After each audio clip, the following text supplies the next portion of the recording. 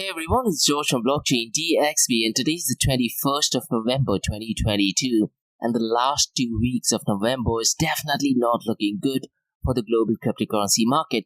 Now listen guys, on Saturday, the global cryptocurrency market went way below the $800 billion mark, so it looks like the FTX collapse is having to continue to have a massive impact on the price of Bitcoin and other cryptocurrencies as well, and most likely this would continue.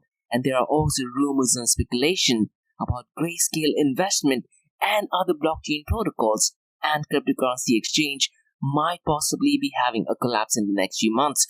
So it's going to be really interesting and sadly unfortunate for the price of Bitcoin and global cryptocurrency. Now in today's episode, what I'm going to be talking is a discussion between proof of reserve and proof of keys. And look guys, the very second line of Bitcoin white paper did actually state the main benefits are lost if a trusted third party is still required to prevent double spending. Now, when the FTX collapse did actually happen, I did talk about proof of keys, and the right way to go is proof of keys, but I did mention that the industry will be coming up with temporary solutions which may not be ideal, and looks like proof of reserve is one of those keys. And we'll be talking about two massive giants in the cryptocurrency space who are in favor, and one of them is against proof of reserves, but at the same time, they're not even willing to show how much funds they have. So really interesting episode. In today's episode, we're also going to be talking about a research done by an analytical firm called as Into the Block, and they have identified that more than 50% of Bitcoin addresses are currently in loss, and definitely not ideal if you've just entered Bitcoin in 2022. And regarding UAE, we have two news. And the first news is about DMCC, and what they want to do is they want to tokenize gold, and I'm going to be sharing my opinions and thoughts on that. And the second news is to do with Dubai Future Academy, and this is not necessarily to do with Bitcoin or cryptocurrencies as such, but they are launching 3 digital courses, and these courses are completely free of cost for people anywhere in the world. So listen guys, if you want to look at the future and want to get into the digital world, you definitely need to check it out. So loads to uncover in today's episode. So welcome everyone, it's 18 here in Dubai and you're listening to Crypto and Coffee at 8, where we cover top news and information pertaining to Bitcoin, blockchain, beyond blockchain, cryptocurrencies, NFTs, DeFi and Metaverse. We usually cover some top news and information pertaining to the price of cryptocurrencies, some major breaking news, occasionally short and sweet news as well, news that has an impact in the cryptocurrency world, and occasionally we also cover some short and sweet news as well. The other two news and information is related to Dubai, UAE and Middle East and the world of Bitcoin, blockchain, beyond blockchain, cryptocurrencies, NFTs, DeFi and Metaverse. And this is followed by Ask Me Anything series, where you listeners can ask any questions from the cryptocurrency world. And every Fridays, guys, we do have an episode called Metaverse Everything, where we solely focus on Metaverse.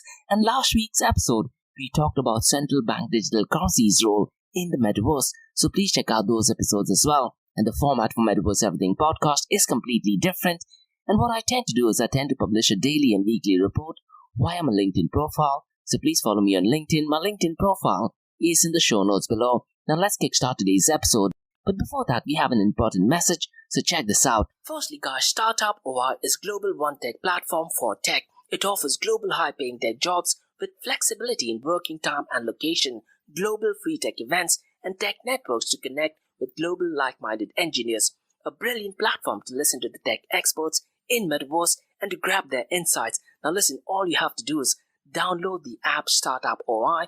If you're using an Android version, go to Google Store and App Store for iOS devices. Alternatively, you can also click on the show notes below to download Startup OI. Next, the 10th edition of the world-renowned flagship, that is Global Blockchain Congress by Agora Group, is taking place on November 23rd and 24th at Sofitel Dubai The Palm, and there will be more than 60 speakers, 150 investors, 30 sponsors, and these sponsors offer Metaverse, gaming, NFTs, and DeFi projects looking to raise funds, 20 media partners, and more than 300 delegates. So listen guys, if you're a blockchain startup looking to raise funds, join Agora on this special edition on the Global Blockchain Congress and have a one-to-one meeting with pre-qualified investors. And this edition's main themes are digital assets regulations in the GCC, Web3 platforms, Metaverse, gaming and NFTs. Now remember guys, the spots are limited, so register online via the link in the show notes below, or go to Agora's LinkedIn page,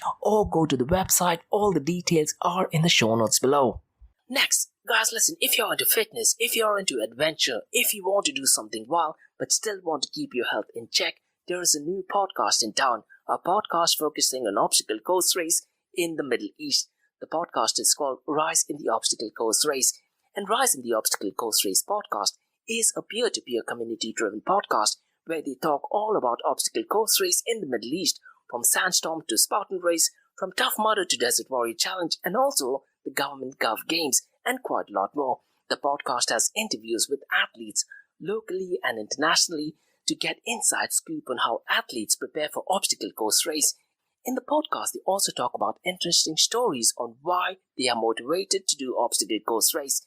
And that's not all. They also plan to release 7 NFTs, and these NFTs are no ordinary. These NFTs will represent every emirate in the UAE. And listen guys, these NFTs are going to be absolutely massive. So do one thing, go to Spotify, go to iTunes, go to any leading podcasting platform and search for Rise in the Obstacle Course Race podcast. And finally guys, not your keys, not your crypto. If you have dabbled with cryptocurrencies and now are seriously getting to protect your cryptocurrencies, there is no better way to protect it by using a hardware wallet. And this is where Ledger Wallet kicks in. And Ledger Wallets are hardware cryptocurrency wallets made by Ledger, a company headquartered in Paris, France. And Ledger's hardware wallets are multi-currency wallets that are used to store private keys for cryptocurrencies offline.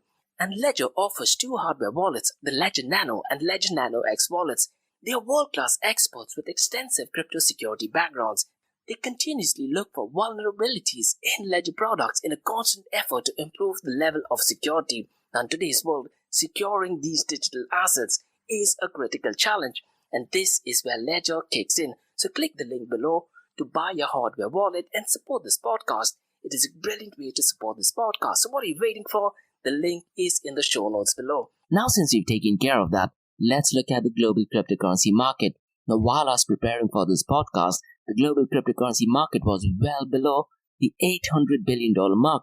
And as I've started to prepare for this podcast, the global cryptocurrency market just barely touched past the $800 billion mark. And as of 21st of November, the global cryptocurrency market is at $802 billion. And since the last 24 hours, it is down by 2.40%. Now listen to this guys. The total cryptocurrency market volume over the last 24 hours is $63.35 billion, and since the last 24 hours, it is up by 50.91%, which means on Saturday, the total cryptocurrency market volume was only around $30-odd billion, and this is a ridiculously scary number. Now let's look at the volume in DeFi. The total volume in DeFi is currently at $4.59 billion, and the total value locked is on a downtrend, and it is at $41.44 billion. Now look guys, I've been tracking the volume of DeFi for well over 3 years now, and the total value locked has been on a decline even before the Terra Luna and the FTX collapse. So if you've recently got into the space, do not think that the total value locked has gone down because of FTX and Terra Luna. DeFi volume has been going down ever since January of 2022. Now MakerDAO protocol does account for majority of the chunk at 15.60% total value locked and $6.47 billion. And DeFi accounts for 7.24% of the total crypto market 24-hour volume. Now since the last few weeks, I'm also going to be sharing the top performing DeFi protocols, keeping in mind the total value locked. Now the second protocol is Lido, and the total value locked is $5.49 billion. And the third one is Aave with $4.06 billion locked. Now the fourth and fifth for this particular week has changed. Now since the last 2 weeks, Uniswap was at number 3rd, but Curve has taken the number 3rd position, and the total value locked is $4.06 billion, whereas Uniswap is at $3.67 billion, which is at number 5.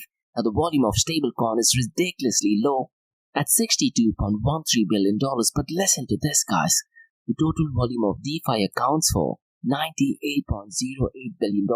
This is extremely scary, and I do have to say that this might be the very first time I'm seeing that the volume of DeFi has surpassed the 98% mark. So the total cryptocurrency market volume over the last 24 hours is $63.35 billion. Out of that, stablecoin accounts for $62.13 billion.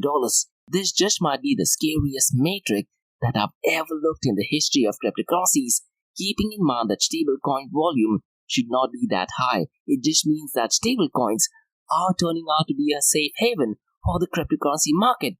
And one thing you need to understand when you talk about stablecoins, they are definitely not permissionless. So Tether USDT, USDC, and Binance USD are in a position to prevent you from making the transactions. So definitely not ideal. And one thing which I've been saying since almost 6 months now, the volume of stablecoins is ridiculously low and it accounts for a high percentage. This just means that central banks all over the world will be advertising CBDCs. It would make sense to use CBDCs as opposed to stable coins. Now, out of the $62.13 billion, that is the volume of stable coins, Tether USDT accounts for $47.60 billion and Circle's USDC accounts for $5.96 billion, with Binance USD at $8.07 billion. Honestly, guys, this is definitely not ideal. And if I were a central bank, I would be looking at this very positively because it becomes so much easier to go ahead and promote central bank digital currencies. Ideally, the volume of stablecoins should be well below the 50% mark, stablecoins dominating the global cryptocurrency market, irrespective of the downfall of FTX or Terra Luna, does not make any sense whatsoever.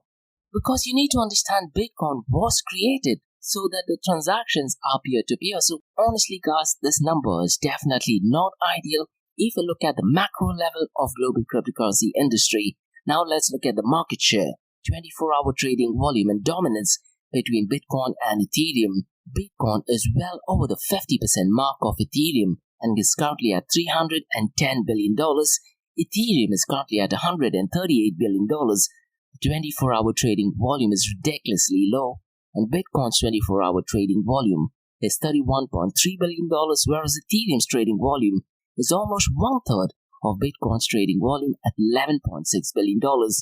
If you look at the dominance, they are surprisingly constant for almost 3 months now. Bitcoin's dominance is at 38.70%, and Ethereum's dominance is at 17.30%. And this week, guys, I'm also going to be looking at the market cap of privacy coins. Monero is clearly leading the pack with $2.44 billion locked, followed by Zcash at $606 million, and the number third is Decred at $273 million, and the number fourth and fifth tends to keep switching quite often, but as of today, Mask Network is at $174 million, and Harmony Protocol is at $173 million as its market cap. Now, guys, last Thursday, I was also looking at the smart contracting platform because there was a report being put out which said that smart contracting platforms have been the most severely affected because of FTX collapse. And just let me quickly look at the top 5 smart contracting platforms. Ethereum's market cap is only at $139 billion, and Binance BNB's market cap is almost one-third of Ethereum's market cap, and it is at $41.63 billion. Cardano's market cap is only $10.67 billion. Polkadot is at $6.15 billion, and surprisingly, Solana has gone down, and Tron is at number 5, and it is at $4.74 billion.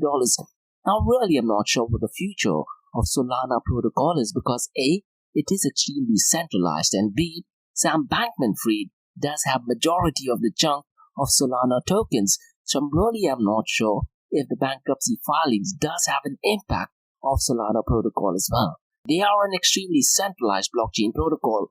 What are your thoughts, guys? Mention them in the comments below. And I'm looking at Solana's protocol since the last 24 hours. It is down by 8.49%. So definitely not ideal. Now look, guys, ever since the FTX collapse, a lot of the cryptocurrency exchanges are suggesting proof of reserve, but you truly need to understand the key difference between proof of keys and proof of reserve.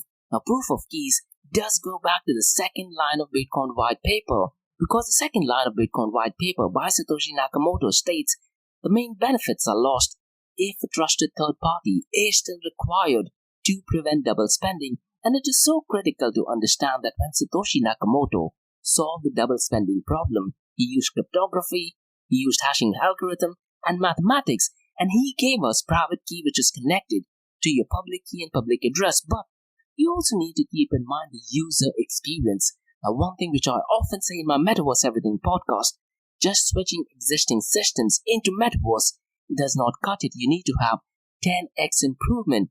Keeping that in mind, in the cryptocurrency industry, if we are switching from, let's say, a regular banking, when we switch to a cryptocurrency industry, is the experience 10 times better? Now, you need to admit that having private key and public key is definitely not user-friendly. The proof of keys is the only way forward for self-sovereign identity. So what I think, guys, as an industry, we need to be adept in learning the benefits of proof of keys. But when the FTX collapse did actually happen, I did mention that there will be a lot of innovations, there will be a lot of new ideas coming up, and one of the ideas is proof of reserves. Now, personally, I'm not a fan of proof of reserves because proof of reserve concepts pushes proof of solvency to forefront of cryptocurrency conversation. What are your thoughts, guys? Mention them in the comments below. You also need to keep in mind the user experience.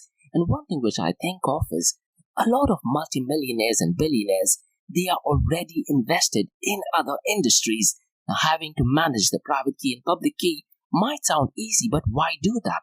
Does it offer a 10x user experience from the existing systems? Unfortunately, I don't think so. So keeping that in mind, proof of reserve does serve some benefit.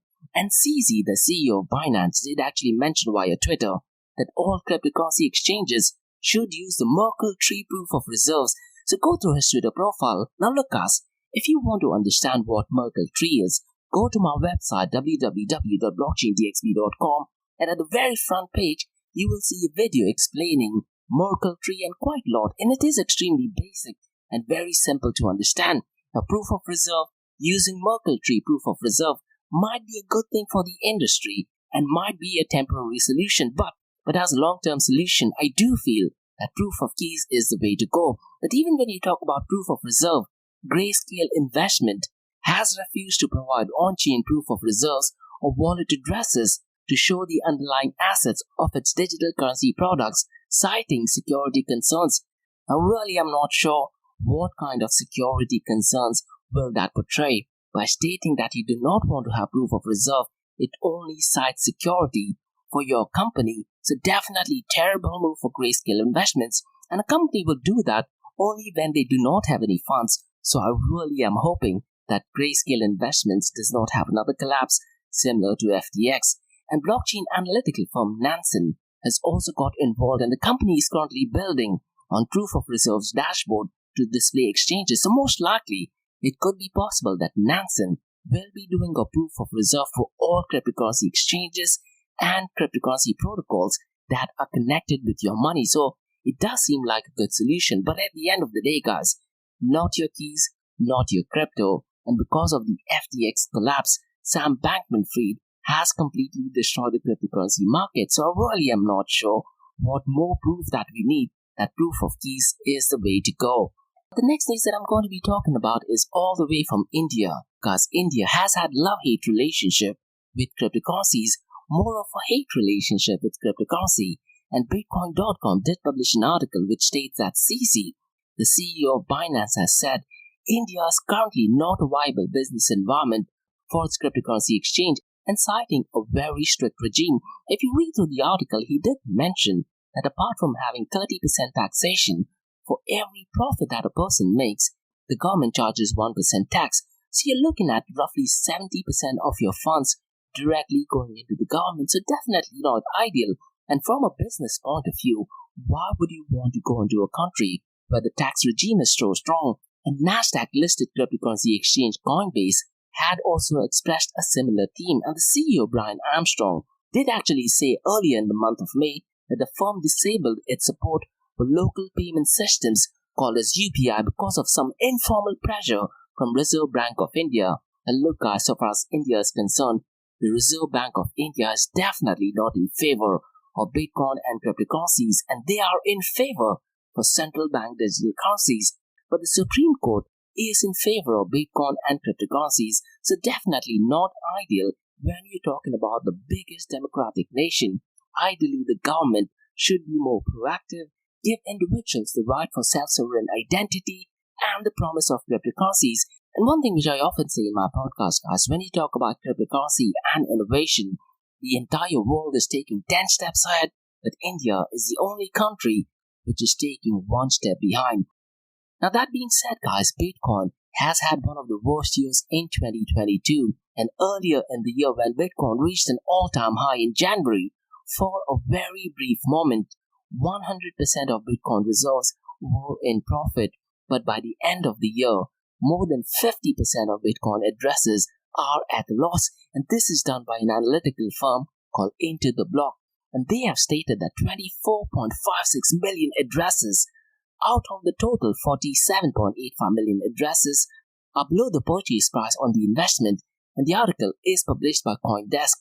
And CoinDesk article also states that most address holding Bitcoin, the largest cryptocurrency exchange, are unfortunately losing a lot of money, and this is the very first time this has happened since the start of COVID-19 crash in March of 2020.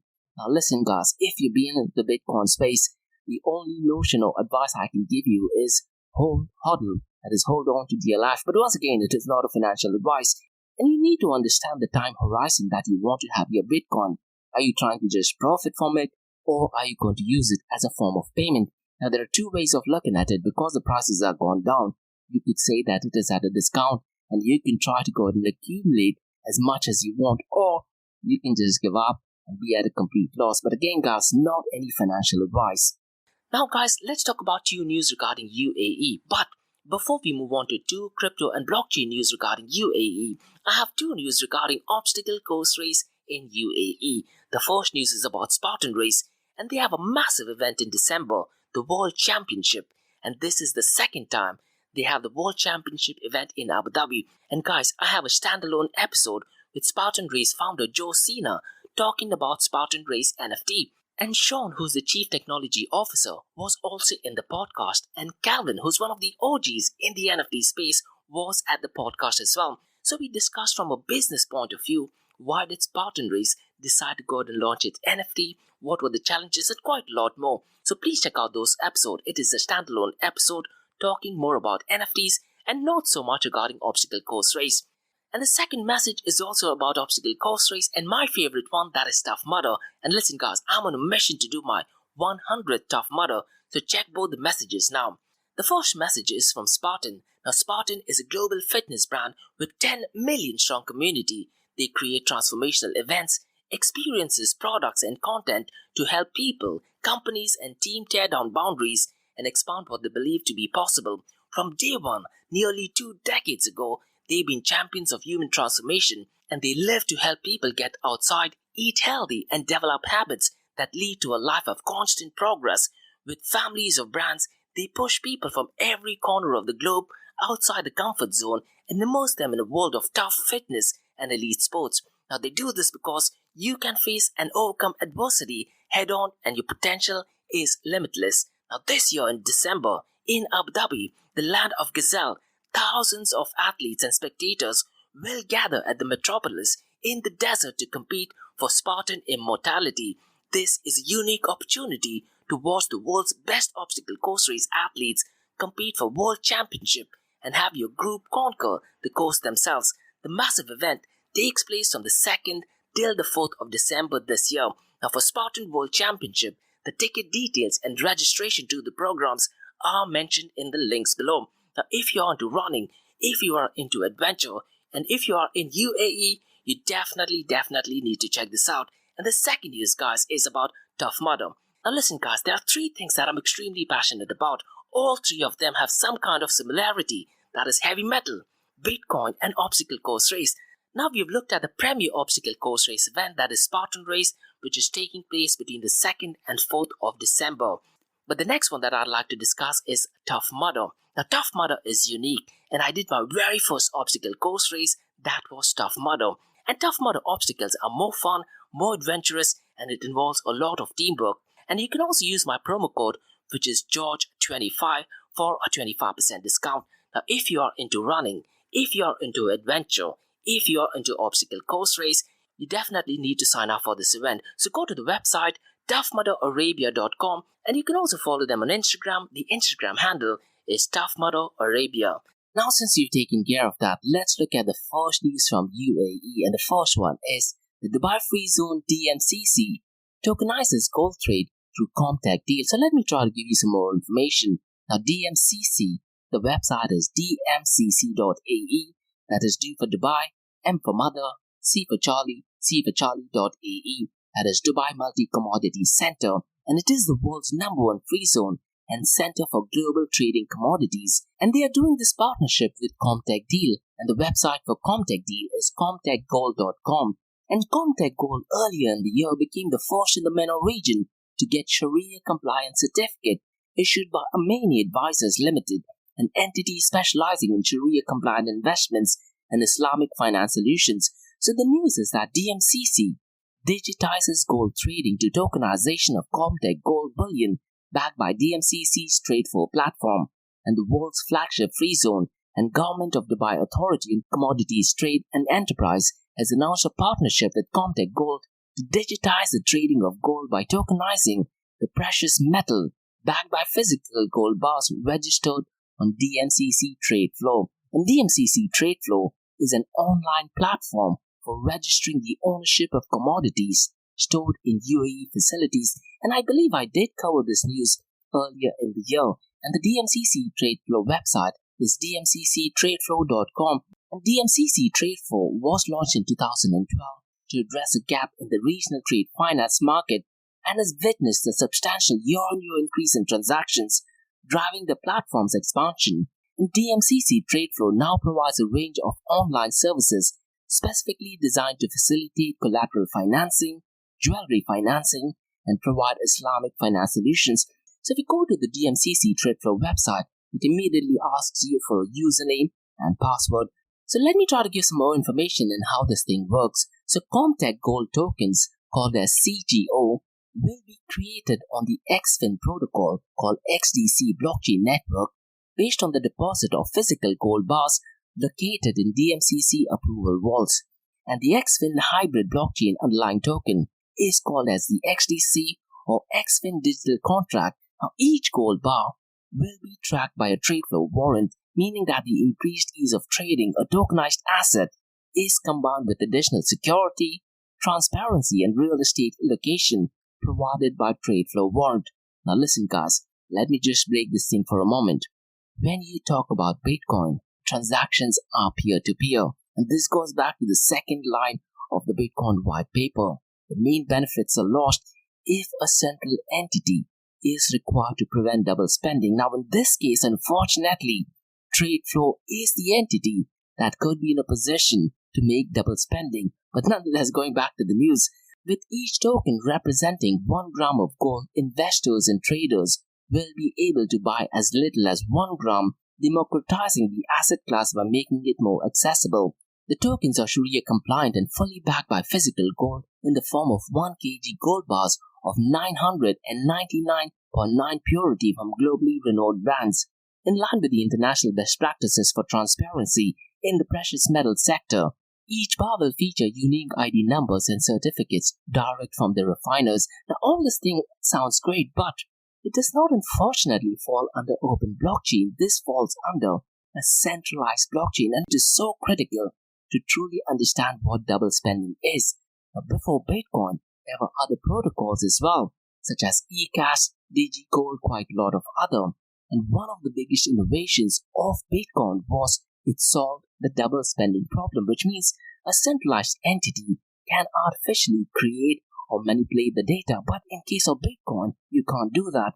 In case of this partnership, unfortunately, Trade4 or other centralized entity can do the double spending. But let me get back to the news. Now, this partnership adds to Trade4's list of Sharia compliant products.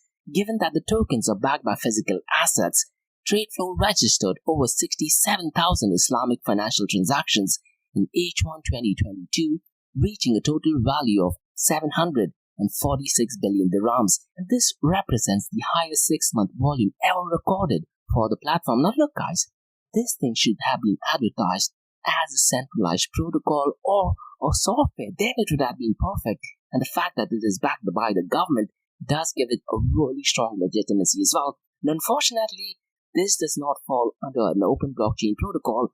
Ahmad bin Suleiman, who's the executive chairman and executive officer of DMCC, said, "Recent market events have highlighted the need for greater transparency and crypto tokens backed by underlying real-world assets. Our partnership with Comtech Gold to enable trade of tokenized gold bullion backed by DMCC trade flow warrants addresses this need head-on. And DMCC firmly believes that blockchain solutions will drive long-term growth in global trade flow across industries and assets, and this latest announcement is another testament to this core belief." Now listen guys, I do partially agree to him in what he's saying, but again, it is not open blockchain. This entire thing can be done on a software as well. And Naveen D'Souza, the CEO of Comtech Gold, said, "A partnership with DMCC is an exciting moment for us as we continue to grow with 122 kgs of gold already tokenized. Trade flow warrants add the security, control, and transparency to the gold tokens necessary to build investor trust and confidence. This, along with Sharia certification, makes Comtech Gold tokens, that is CGO, an ideal and robust product developed on blockchain technology for regional and international investors." And guys, listen, you truly need to understand what double spend is. And unfortunately, in this case, double spend could easily occur, and this does not fall into an open blockchain protocol. It does fall into a centralized blockchain protocol. And to be honest, I must say that this could be done in a software, and that would have solved all the relative purposes as well. Now guys, let's talk about a second news that has to do with digital courses. And the Dubai Future Academy has announced the launch of 3 digital courses. Now this news has not much to do with cryptocurrencies and blockchain as such, but I did think that this is a brilliant news, and this would definitely benefit our intellectual capacity. So the Dubai Future Academy has announced the launch of 3 digital courses, and the courses are free of charge, self-paced and available globally. And the courses are Foundation of Foresights, Foundation of Emerging Technologies, and Foundation Futures Literacy. The learning outcomes of these 3 courses are understanding systematic and futuristic thinking, providing practical tools to apply foresight and future studies at the workplace, and identifying the key technology enablers that massively improve efficiency. And look guys, all these sessions are completely free of cost. And the first one, that is Foundation of Foresights, it focuses on offering methodologies and tools to imagine and create pathways to the next phase of our societies, explore future scenarios, and adopt long-term thinking and foresight skills. And this course is an initiative introduction to the world of future thinking and strategic foresight. And once you enroll for this, you will examine what the foresight is and how it helps us unlock many different types of possible futures. So these sessions are completely free. And the second one, that is Foundation of Emerging Technologies, it is focusing on providing a solid understanding of the key technological enablers that can improve resource efficiency and provide technical insights. And this course is an interactive introduction to the world of emerging trends in future technologies and how innovation drives change in our social and economic systems. And it will provide you with an outline of some of the main trends in the future technologies and the applications both in Dubai as well as globally through easy to grasp real life examples. Now listen guys, I have definitely signed up for all these 3 courses. I would definitely recommend you to sign up for this as well. And the final one focuses on Foundation of Future Literacy. And this course is an intensive introduction to the world of future literacy. It will provide you with an outline of the 3 main components of future literacy, comprising of cognitive, motivational, and active skills. And this course will explore the essential 21st century skills needed in a more complex and ever-changing world. And these tools will help you build a future-oriented mindset that will act as a stepping stone in being part of shaping the future collectively. So definitely brilliant stuff. So I would really urge you guys to sign up for it. These sessions are completely free of cost. So that's all for today guys on the Crypto and Coffee Update for Blockchain DXB. And in case you guys have any feedback or suggestions, please drop me an email to info@blockchaindxb.com and check out my other website, that is blockchaindxb.com, and also check out my other website, that is area2071.com, that talks everything about metaverse. And guys, if you like listening to this podcast, please click on the follow button, give it a 5-star rating, and share the word across. Now, for the next few minutes, it's going to be an Ask Me Anything series where you listeners can ask any questions regarding Bitcoin, blockchain, beyond blockchain, cryptocurrencies, NFTs, DeFi, and Metaverse. So let's kick start with the Ask Me Anything series.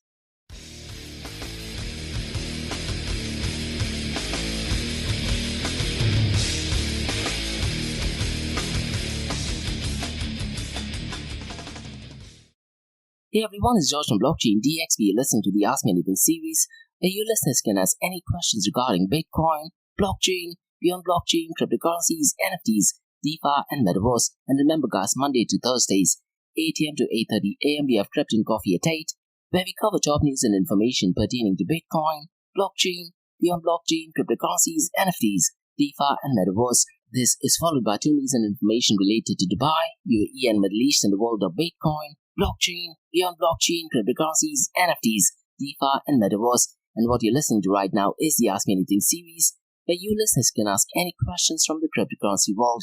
I have a question by Nero who asks, how do you think the year ends in terms of the price of Bitcoin and cryptocurrencies? Now Nero, I do not give out any price predictions, so any information that I give out is not financial advice.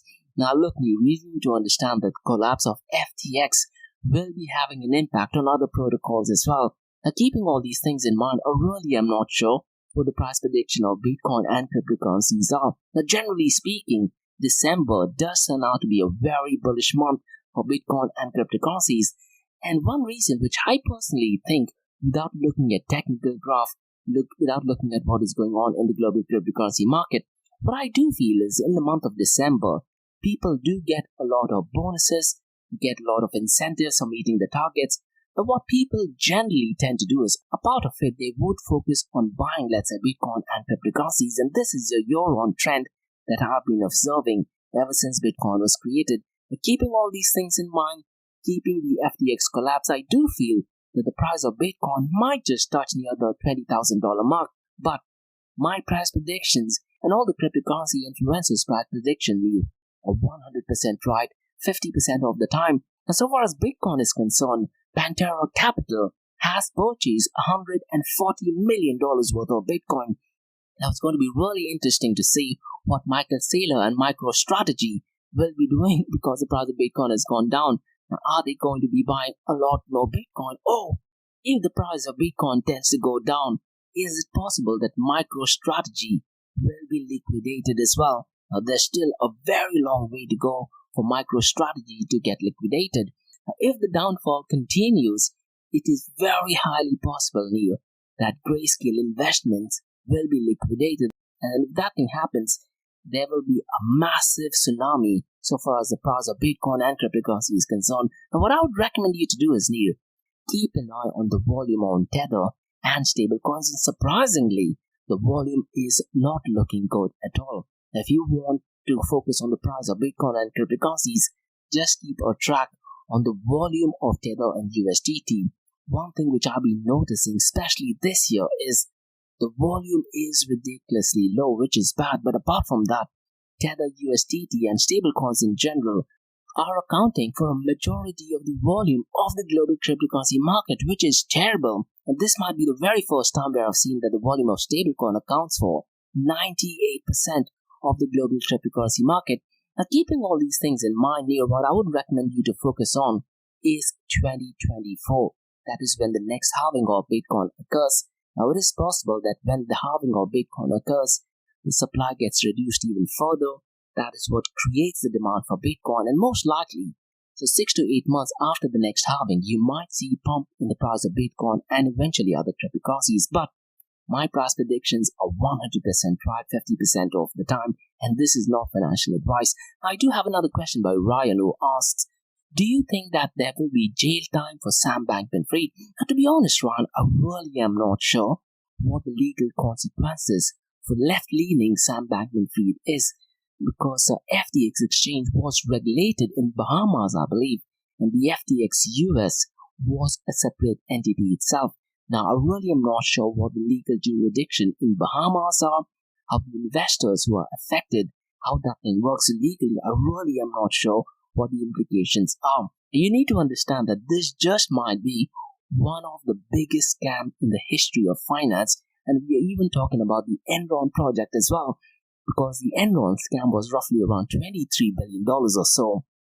FTX and Sam Bankman-Fried's fraud was touching well over the $50 billion mark, so I really am not sure if there will be jail time, because Sam Bankman-Fried did heavily invest with politicians from left-leaning party, and the Senate already has the majority. So keeping that in mind, I really am not sure what the consequences would be. I do know for a fact that in December, I believe it is in the first or the second week, they do have a hearing, and based on that, we might find out what is going on with Sam Bankman-Fried. Because of his political donations and knowing the notorious history of left-wing politicians and left-wing ideologies, I wouldn't be surprised, if he's considered as a hero. That thing being said, a sad report that I did read earlier today, Iran, is that the customers who lost the funds may probably never recover funds from Sam Bankman-Fried, or it may take a couple of decades. Now, so far as the Bernie Madoff case is concerned, so far as the other investments are concerned, where they've gone belly up, a lot of the funds, the investors are the one who lost a lot of the funds. But in case of FTX exchange, it was average individual citizens who lost their funds. So I really am not sure if they're going to be taking those into consideration as well. Are they in a position to bail out Sam Bankman-Fried and FTX exchange? I really am not sure. What I would really recommend you to do is, Ryan, in order to find out more information about Sam Bankman-Fried and FTX, try to read articles by CoinDesk, because the whole drama and the collapse of FTX exchange did happen because of a report by CoinDesk. And what I'm seeing is that a lot of incorrect and misleading information is being circulated by LinkedIn and in YouTube.